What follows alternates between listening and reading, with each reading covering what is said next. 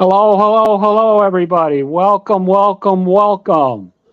Tonight, our guest is Holly Bode, Vice President of Government Affairs for the American Kidney Fund, former Director of Public Affairs, Special Assistant to the U.S. Department of Health and Human Services, and former Legislative Assistant to Congressman Sander Levin.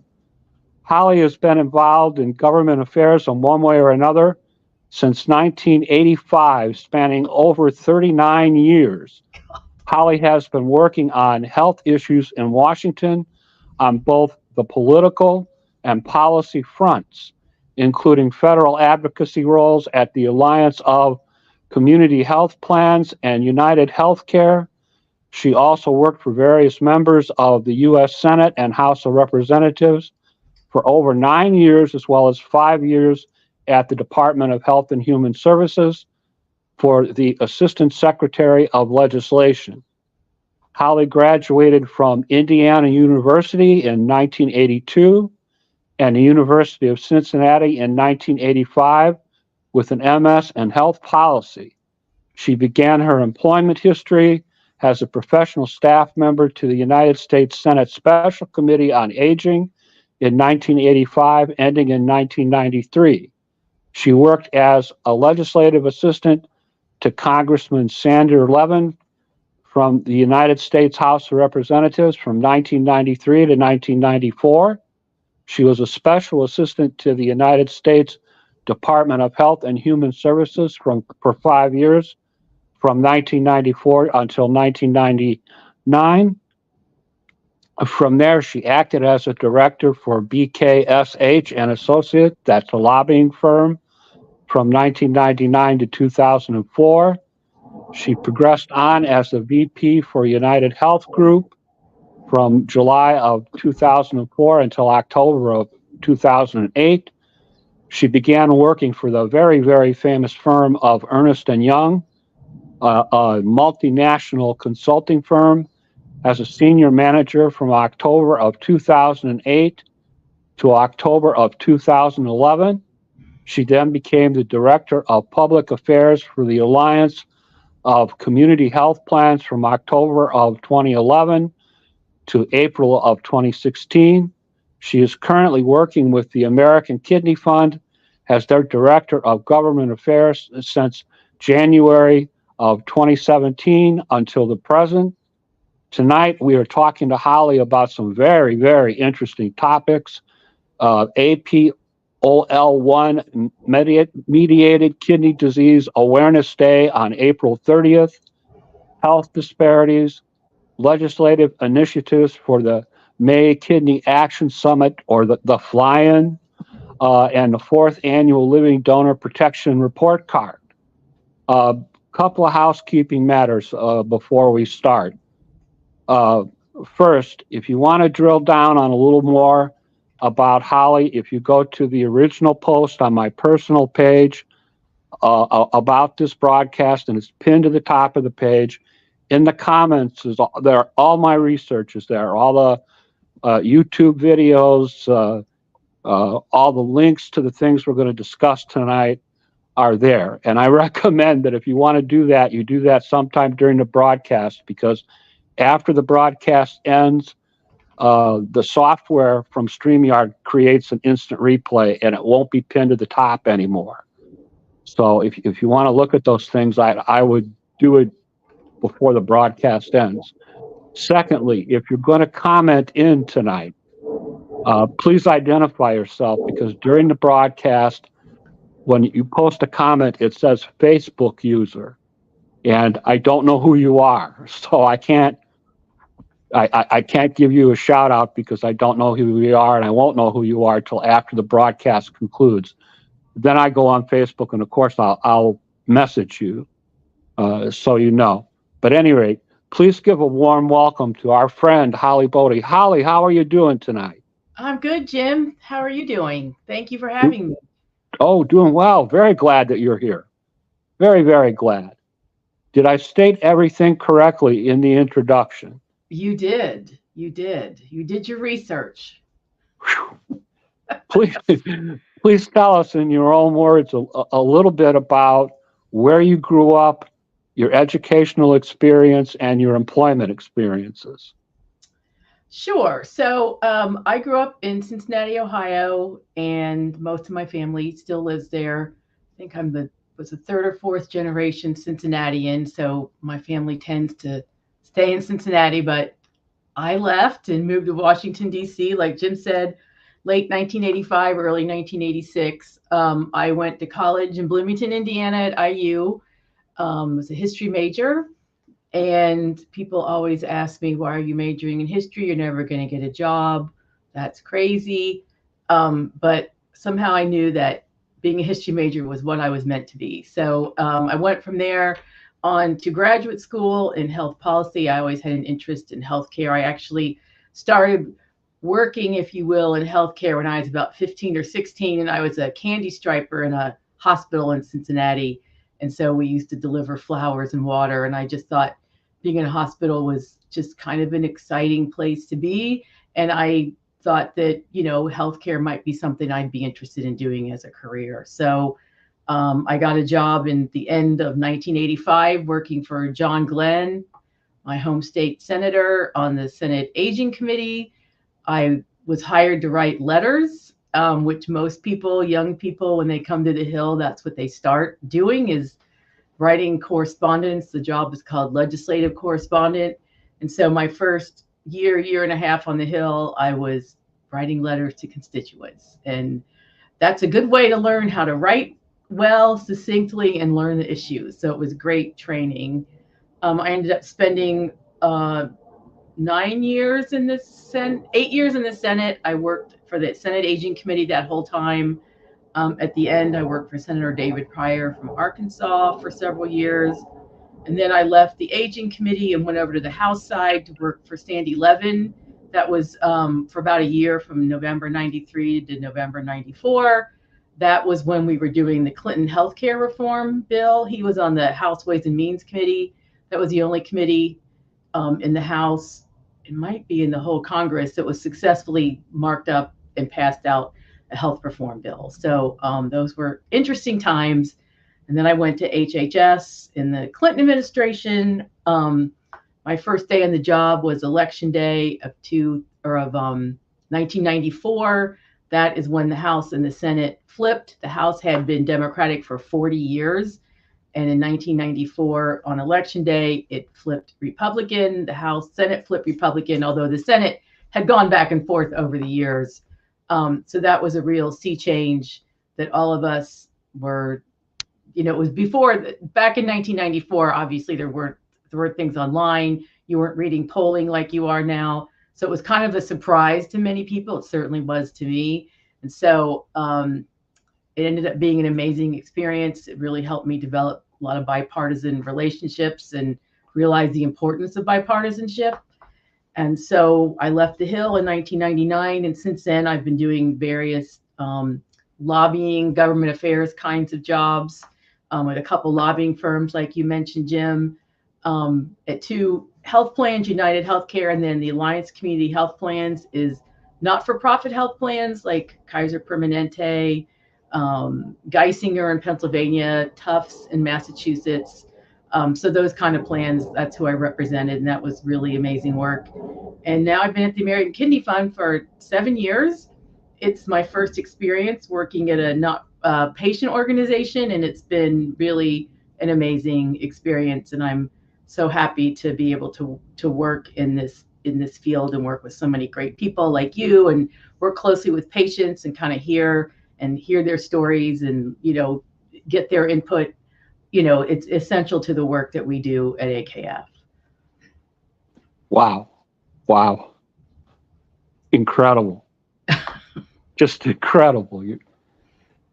Tell us a little bit about the kinds of things that the American Kidney Fund that they do for patients. To give us some examples of some of the things that they do.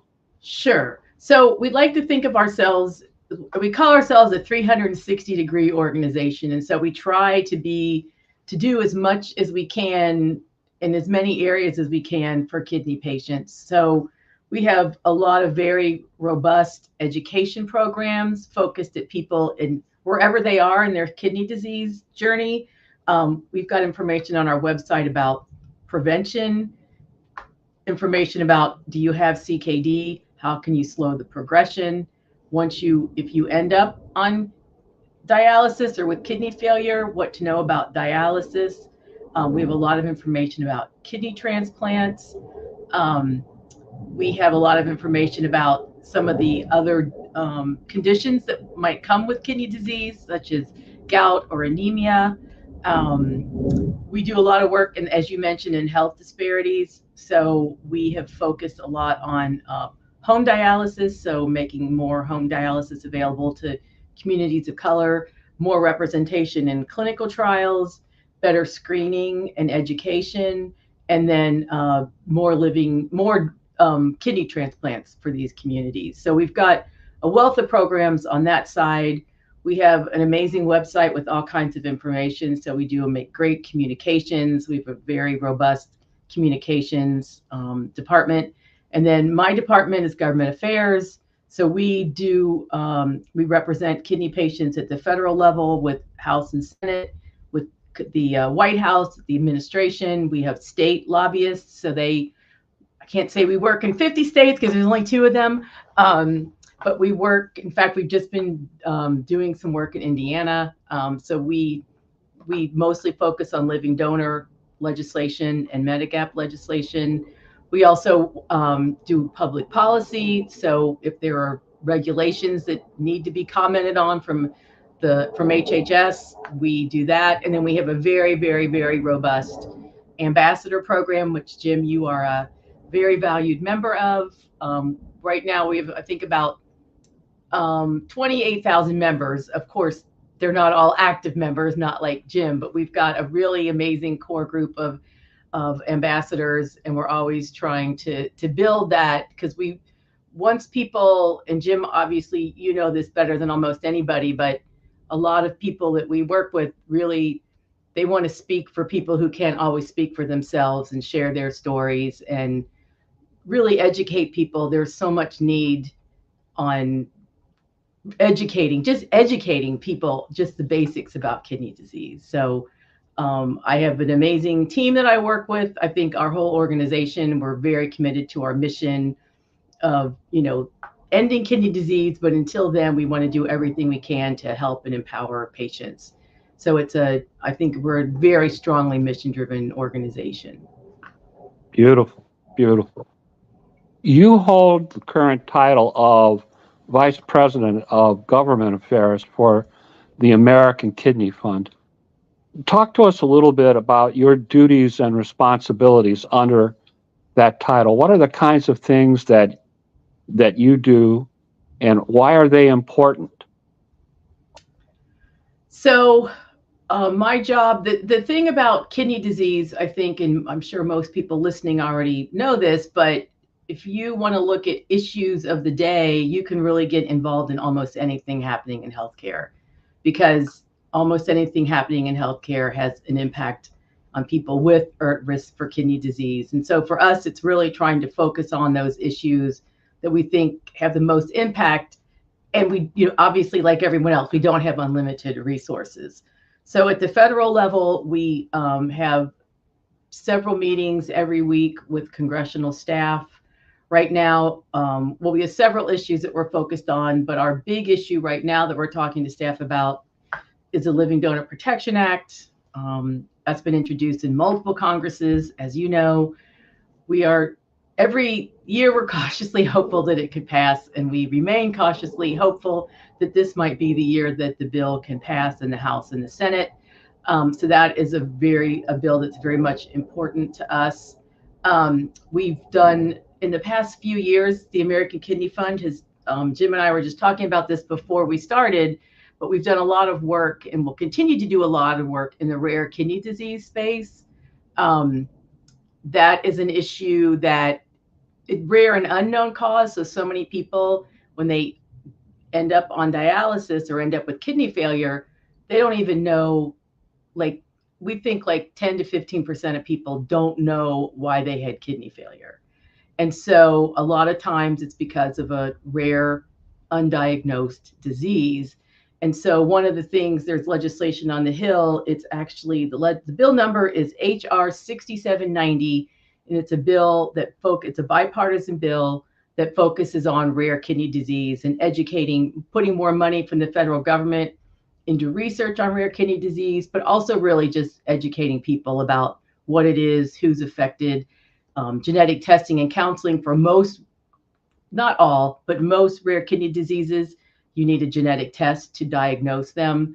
And so that's really an important issue that we focus on, getting people better access to testing and genetic counseling. There's a bill that is actually HR 5027. That's a bill, it's a huge, it's called the Kidney Community Bill, and it encompasses any number of policies that most members of the kidney community support. So it ranges from, heading kidney screening to the Medicare wellness benefit to changing the way that Medicare pays for dialysis. So, and then everything in between. So it's a very comprehensive bill, and that's something else that we lobby on the Hill. Excuse me. We also do fly-ins. So we have a fly-in coming up on May 15th, a patient fly-in to DC. So that's another part of my responsibility, is to do that. We also have various programs that we work on. So for example, this week we did something, and I know, Jim, you want to talk about this later, but the APOL1 mediated kidney disease, I can talk about that now, or we can wait till later in the program. Give us a chance to get through a few questions, and then we're going to spend some time on APOL1. Okay, great. So we did we did 2 events this week on the Hill on that. So, we're always trying to get out there and educate people about kidney disease. That's right. That's right. And just so the folks at home know, I read from the updated and fabulous AKF website that since 1971, the American Kidney Fund has helped 1.5 million kidney patients, and that's nothing to sneeze at. So, okay, let's talk for a minute about the AKF Ambassador Program. Can you tell us, how do you sign up to join, and what does an AKF ambassador do? So you can just go to our website, which is kidneyfund.org, and search advocacy, and you can sign up to be an ambassador there. There are a variety of things that our ambassadors do. One of the easiest things you can do is send what we call an action alert, and that is sending something up to your member of Congress and your senators on legislation, asking them to support various bills. Living Donor Protection Act is a primary example of that. You can just go to our website and tell your member and your 2 senators, please support this legislation. We also do monthly Zoom meetings. Jim, I know you attend those with our ambassadors. We have meetings that we set up. Most of our meetings now are virtual, but not all of them. We also do, Ben Schlesinger is my colleague. Many of you probably already know Ben. Everybody knows Ben. He works with our ambassadors to set up meetings with congressional offices, district offices. So those are their offices, not in DC, but in the place where they represent. And so we've had, I think last year we had 100 meetings with district offices, and we had an ambassador in each meeting. So that's really an effort to let the local people know who we are, that we've got patients on the ground, and that we can be a resource to you if you have questions, or you've got constituents that have issues with kidney disease. You can please send them our way, and we're happy to help. We do patient fly-ins. Jim, I know you've come to DC for a couple of our fly-ins. As I mentioned, we've got one coming up in May. We also do congressional briefings. We did a virtual briefing a couple of weeks ago on rare kidney disease. We have patients participate in that. We have a patient roundtable or a patient advisory committee that we're working on right now. So there's a variety of things. We encourage our ambassadors to go on social media. If you're on social media and, retweet what we say, or, mention us in a tweet, or on Instagram, I think we're on Instagram, TikTok, and Twitter, and Facebook. We've actually got a ambassador Facebook page that is a private page. So you can just go on Facebook and search for that. You can join that. So there's a lot of different things that, that people can do. People can have, we have a lot of activity in the States, and we always need ambassadors, and elected officials like to hear from their constituents directly. Like, this is why this is an issue. This is why this is important. This is the impact on me. And so we're always looking for people like that to talk to state officials as well. And that's a little bit easier of a lift. You don't have to come all the way to Washington. You can just go to your state capital, or, meet them in their district office. Excellent, excellent. And just so folks know, the link that is streaming across the stream, that is the link to click on and go to the ambassador website, so you can join if you're interested in becoming an AKF ambassador. And I highly recommend that. These guys they're everywhere, and they work very hard, and they make sure that we have the information that we need to do a good job presenting when we speak with our members of Congress. So they get us prepared. So and we need more people. So please give it some serious consideration. Let's talk about the AKF Kidney Coach Program. Can you tell us what that is all about?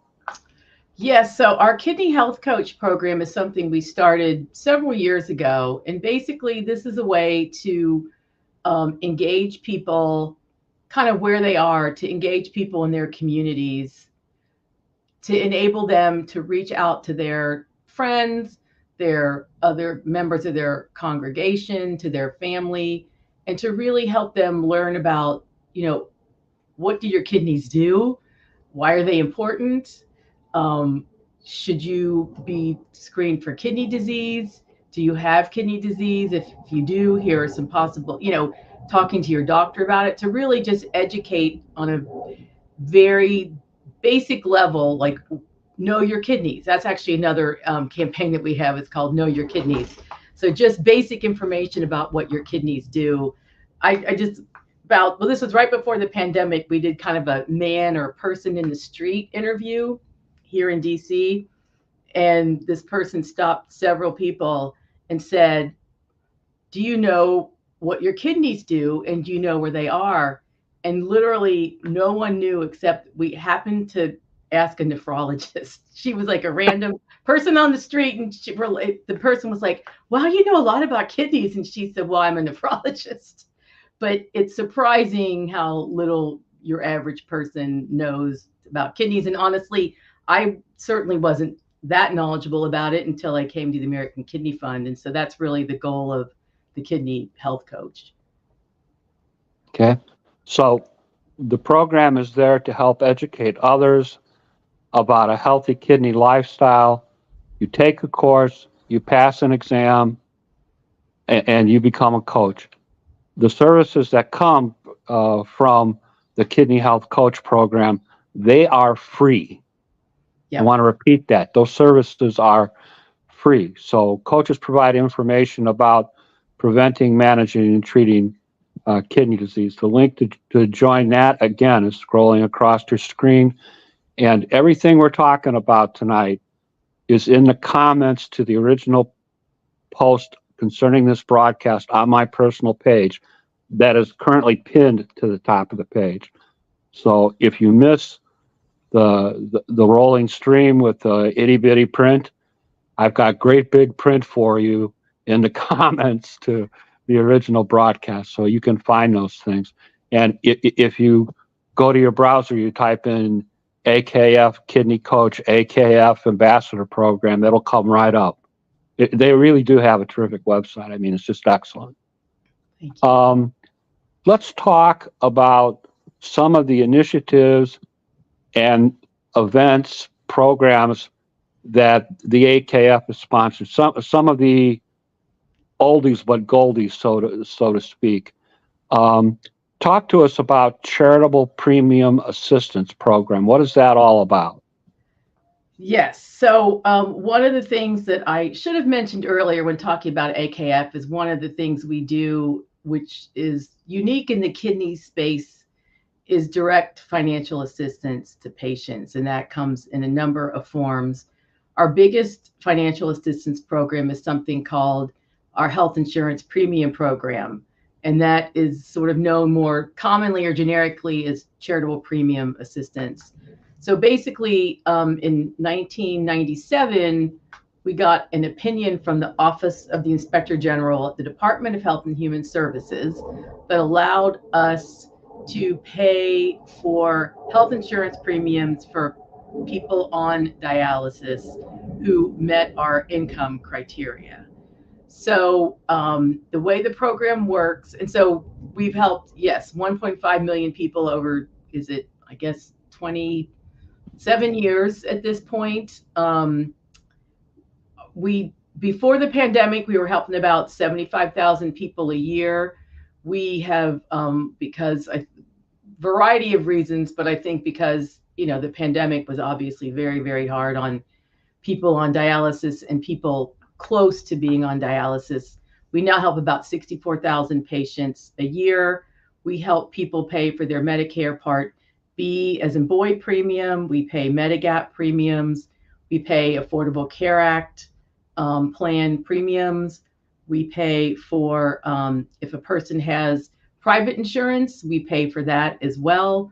So really any kind of insurance that a person can have when they're on dialysis, we will pay their health insurance premiums.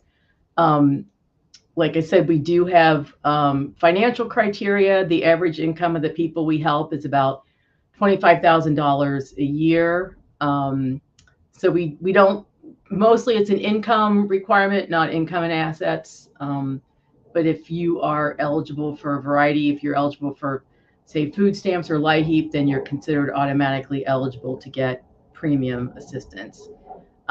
It is funded by the dialysis companies, and so we get money from dialysis companies to pay health insurance premiums. When the money comes in, there's a firewall, so the companies don't have any say in who's eligible, have no say in where they get their dialysis treatment, and have no say in the health insurance that they choose.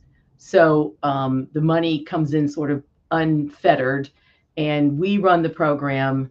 And like I said, we help about 64,000 patients on dialysis pay their health insurance premiums. And so it's a program that we're really proud of, and we know that it helps a lot of people. And I should also mention, starting about 6 or 7 years ago, we started paying for people through their transplant and then post-transplant. So we'll pay for transplants for up to a year after you get your transplant. You go off dialysis and get a transplant.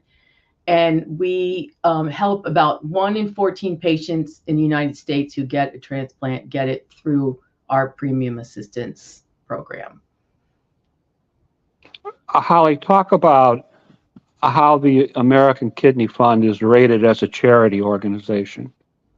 So we get the highest ratings from Charity Navigator, from GuideStar, any charitable any entity that rates rates charities. We get the highest the highest marks from them. The Charity Navigator, we've had 5 stars from them for I think over 20 years, which is fairly uncommon. There aren't that many charities that get that. And so we are a very highly rated charitable organization by outside impartial organizations. Okay. Let's talk about the AKF Disaster Relief Grant Program. How does that help kidney patients, and can you give us some examples of when it's actually been used by the fund?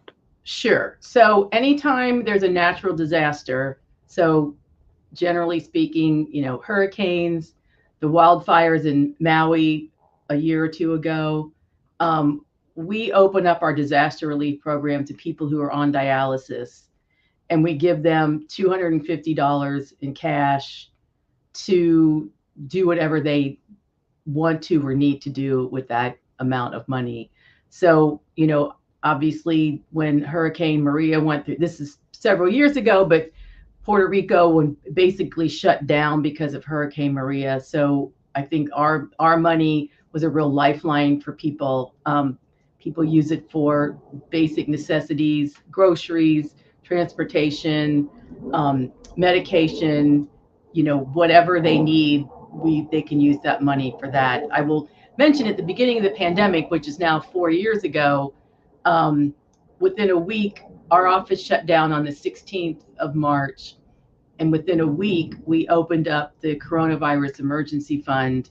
And in about a 9-month period, we gave out over $3 million to dialysis patients across the United States. Again, it was a $250 grant that you just had to be financially eligible for and be on dialysis. So we're really proud of that work. The money comes from fundraising, and every dollar that we raise for those programs goes into the program. It's 100% goes to help patients.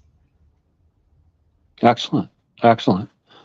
Okay, let's talk about the APOL1 mediated kidney disease awareness day on April 30th and the AKF's program. What is this event all about? I understand that this is the first National APOL1 mediated kidney disease AMKD awareness day. Is that correct? That's correct, yes.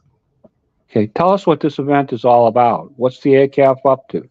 So just a little background on what AMKD is. So it stands for, as Jim said, APOL1. So that's just capital A, capital P, capital O, capital L1, mediated kidney disease. And so APOL, there, I see it in the feed below. So APOL1, everybody has 2 copies of the APOL1 gene. But people of West and Central African descent have about 13% of those people can have a mutation on that gene, on those 2 genes. And the mutation was there originally to protect people from sleeping sickness. But what the mutation does now for about 13% of people is it can lead you to be more likely to develop kidney disease. So I'm sorry, let me restate that. 13% of Black Americans have an APOL1 mutation.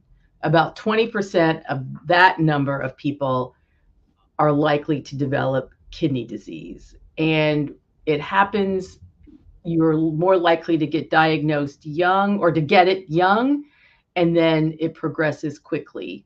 FSGS is the most common disease that people with the APOL1 mediated genes get. And again, it happens to people often very young in their 20s or 30s. And the only way to diagnose APOL1 mediated kidney disease is through a genetic test. So we are working with a pharmaceutical company, Vertex, to really raise awareness about APOL1.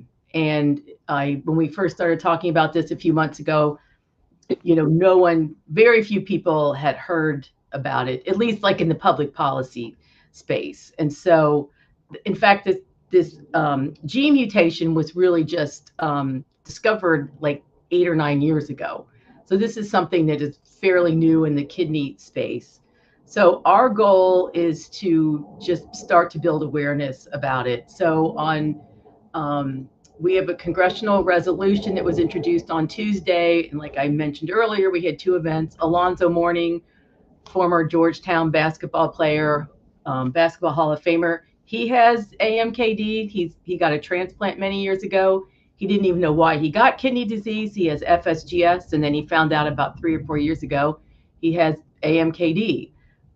So we did a big day on the Hill to educate staff and members about AMKD, Congresswoman Plaskett from the U.S. Virgin Islands introduced a resolution declaring April 30th. And then from here forward, the last Tuesday of April will be APOL1 mediated kidney disease awareness day. So on April 30th, we're doing a briefing as part of the National Minority Quality Forum. We will be recording that and make that recording will be available. So that's, and we're doing, we're partnering with organizations across the country. We've got, I think Jim might have put this up there, but we have a landing page on our website about APOL1 where you can learn all you need to know about it, or maybe not all you need to know, but you can learn a lot of things about AMKD on our website. And so we're really excited about this opportunity, and we expect that we hope that this will be something that we do every single year to really build awareness about this disease. Wow. Interesting stuff. Let's talk about the AKF's position on healthcare disparities and advancing health equity. So addressing health disparities and health equity is really very much a centerpiece of the work that we do across the organization. So certainly not just in public policy, but just to give people a frame of reference, and probably many of you already know this, but just as an example, they're about 13% of the American population is Black, but about 35% of people on dialysis are Black. So it affects the African American community very, very disproportionately. Similar statistics exist for Latinos and Asian Americans and Pacific Islanders. And so that's very much our focus as an organization, is what can we do to begin to address these health disparities. We have something called Kidney Health for All. Again, it's a landing page or a sub page on our website. It's got all kinds of information about what we're doing, about general health disparities and the effect on it within the kidney disease space. I mentioned earlier, we've got 4 main priorities, and that is better screening and detection and treatment for kidney disease in the earlier stages, more participation of communities of color, people of color in clinical trials, more availability of home dialysis in communities of color, and then finally, greater and better availability of kidneys for obviously to transplant. So those are the centerpieces of, our work across the organization. And then, from a public policy perspective, we always, when we're commenting on legislation, we're commenting on regulations, we want to make sure that the health disparities issue is addressed as much as it can be in anything that we comment on or any piece of legislation. We just want to make sure people are aware of the real issue of health disparities in the kidney disease community. Excellent. Let's talk for a minute about the 2024 Kidney Action Summit and the congressional asks for that summit, the May Kidney Action Summit. What is it? When does it take place? And what legislative initiatives are we presenting to our members of Congress this year? So our Kidney Action Summit this year is on May 15th, and it will be in person. Generally, how we approach our fly-ins is we bring patients or we bring our ambassadors in. Our fly-ins usually on a Wednesday, and so we bring ambassadors in on Monday night, and then we spend a day on Tuesday of really training people, helping them tell their story, learning about just kind of basics about Congress and legislation.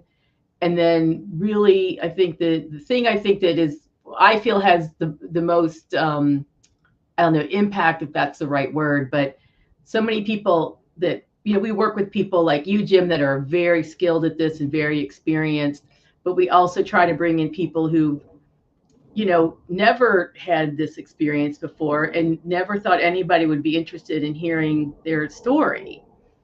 And so we spend a fair amount of time just helping people tell their story, practice telling their story. And it really, I really, our kidney action summits are really great because I feel like you walk in the room in the morning and, nobody really knows each other and nobody's really talking. And by the end of the day, you feel like everybody's friends with everybody and people are so excited, especially people that have never done this before, because they're like, well, actually, I have something to say and that people want to hear what I have to say. And I can also be here and talk for people that can't, they can't come to Washington. They may not be able to speak for themselves, and I can share their story. So that to me is such an exciting part of the work that we do. And so the legislation this year that we're going to be focused on, I mentioned it earlier, it's a kidney community bill. It's HR 5027. And like I said, that bill is kind of soup to nuts, everything you can imagine in the kidney disease space. And we're going to focus on a couple different provisions in there, which is Medigap, which is Medicare supplemental insurance. We want to make that universally available to anyone on dialysis. Right now, some people under 65 in some states, insurers aren't required to offer that kind of insurance to people. We want to have kidney screening be part of the Medicare wellness benefit.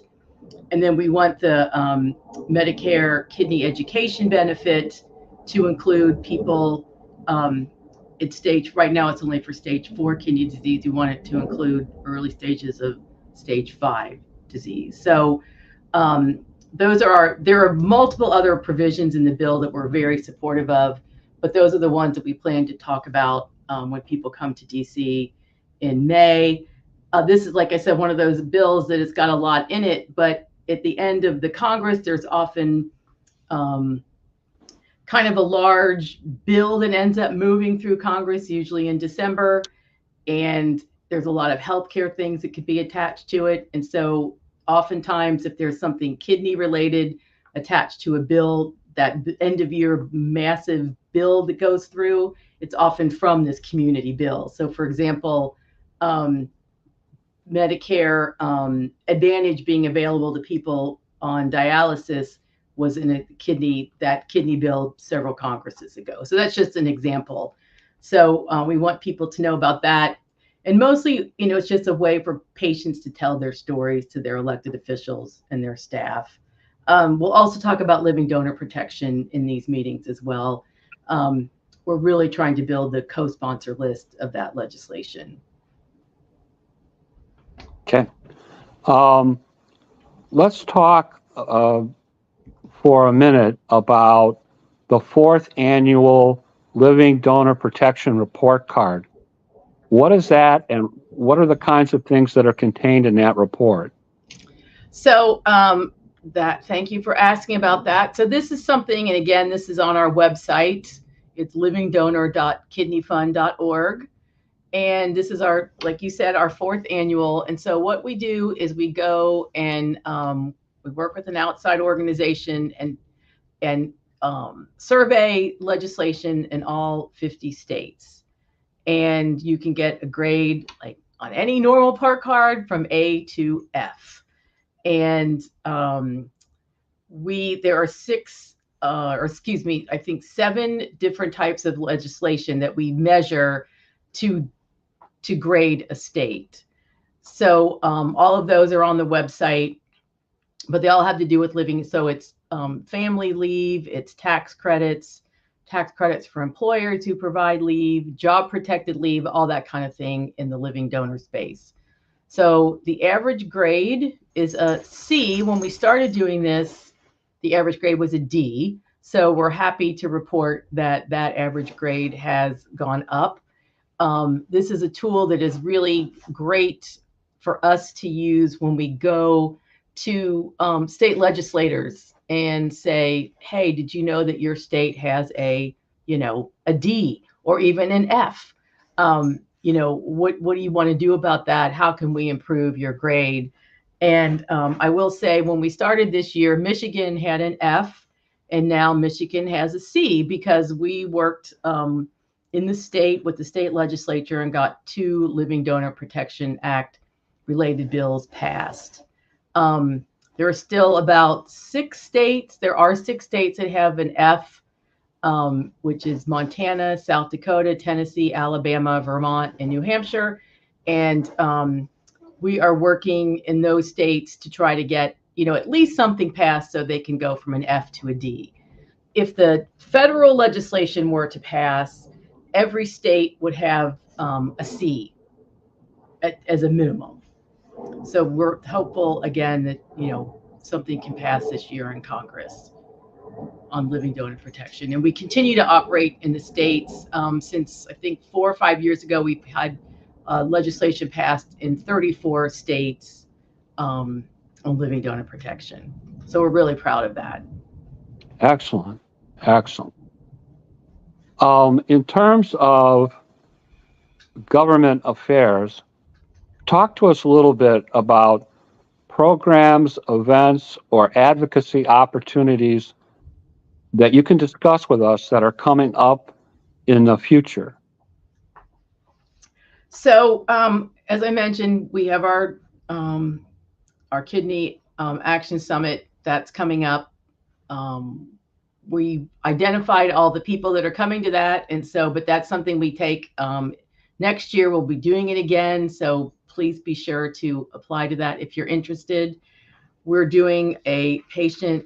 As I mentioned, we're focused on rare kidney disease. We're having a summit on September 18th called The Unknown Cause of Kidney Disease.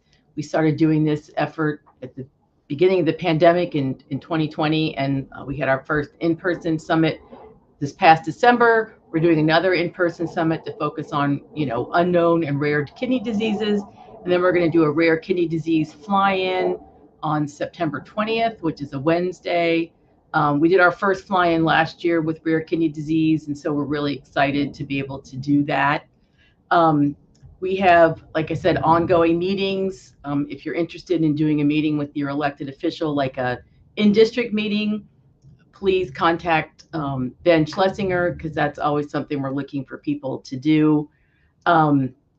We do monthly Zoom calls, like I mentioned. We're also doing we're doing something in Springfield, Massachusetts in a couple of weeks, Columbia, South Carolina in June or July, and I think Chicago. We do health equity events. So we train ambassadors and how to talk about health equity with elected officials. So those events are coming up. We may be doing a state fly-in in Michigan in early September. And we also are just always interested in talking to ambassadors and getting their stories, not just to work on us on public policy, but other parts of AKF. We do a lot of webinars and a lot of other events, and we really want the patient voice to be heard. And so there are a lot of opportunities to get involved, to share your story and to help empower other patients and other ambassadors.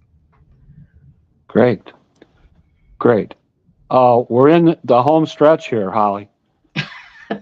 So, do you have any final statements that you wish to make to our audience before we conclude our conversation for the evening? Is there anything that you feel is important that you would like to talk to them about?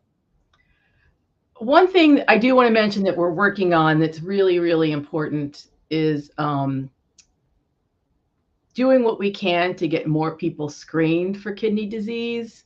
And one of those efforts, this is something you can do on our website, another action alert, is we want the U.S. Preventive Services Task Force, which is kind of a mouthful, but that's the entity that makes recommendations that insurance companies have to follow for preventive care and testing. And right now, there's no requirement to do testing for kidney disease. And we want that to change because, we are really focused as an organization on how do we help people not end up on dialysis? How do we help people not end up on with ESRD if we can, or how can we slow the progression?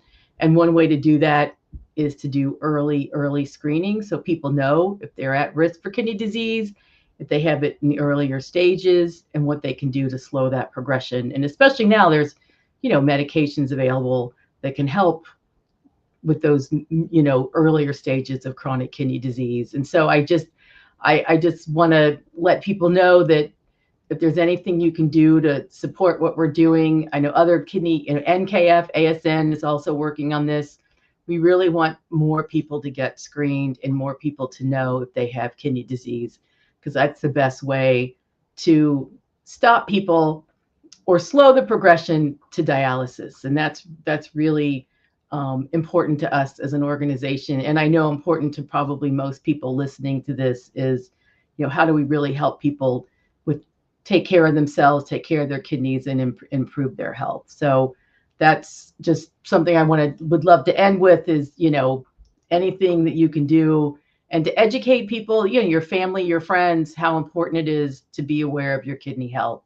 It's so important. Wow. Just a great broadcast, Holly. Just very, very uplifting, educational. Definitely, you raised a lot of awareness tonight. I'm very glad that we had this opportunity to talk about the things that the American Kidney Fund does and how it helps patients. I can remember hearing Laverne give a talk in Washington, D.C. at a DPC event. I just happened to be there for that. I was taken at the time by the fact that the fund does so many things to help people, just not financially, but otherwise. You guys have a rule that if you can't attend the education day, you can't be part of the advocacy day on the Hill for the AKF. And my education days kept falling on the same day that the National Kidney Fund was sending me out to speak to my members of Congress. And for years and years and years, I wanted to be a part of the AKF, and I had a schedule conflict. At one point in time, they scheduled their education program. It didn't start until the afternoon. The NKF's program ended in the morning. So I remember writing to Ben and saying, look, you don't have to fly me here. I'm already here. I can get in an Uber and go from one group to the other group. And I really desperately want to do this because Miss Laverne was such an inspiration.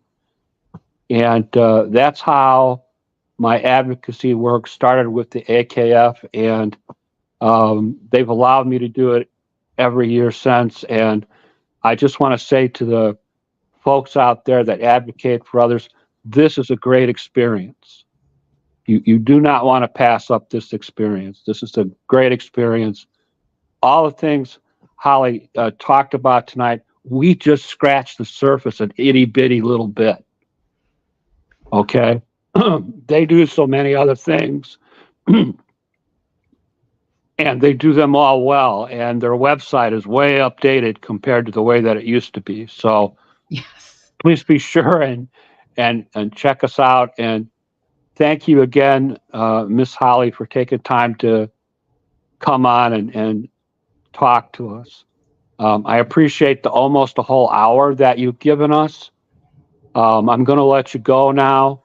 I have a couple of things to button up with my audience, and then I'm going to end the broadcast. But I just want to say again, you were terrific. I was like taking the night off. I might as well put my feet up on my coffee table and just let you say whatever you wanted to. So, well, Jim, thank you. Thank you so much for the opportunity. I really, really enjoyed it, and thank you for having me, and thanks for being such an amazing kidney advocate. Well, we try. At any rate, you have a good night. Thank you, Jim. Bye, everybody. Bye.